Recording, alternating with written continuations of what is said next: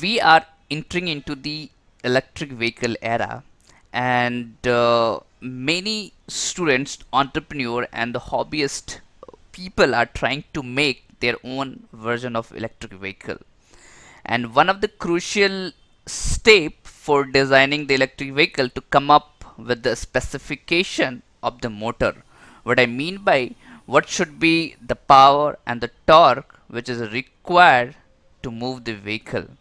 And as a being motor designer, this parameter or the motor parameter I get from the car manufacturer. But I was always having the curiosity how to even come up with the power and the torque which is required to move the vehicles. So what happens? So that curiosity actually took me to this course, which is motors and controller, and it was provided by IIT Madras Code and taught by Professor Lakshminarayan Kannan. And if you are interested in motors and controller, then this course would be very beneficial for you.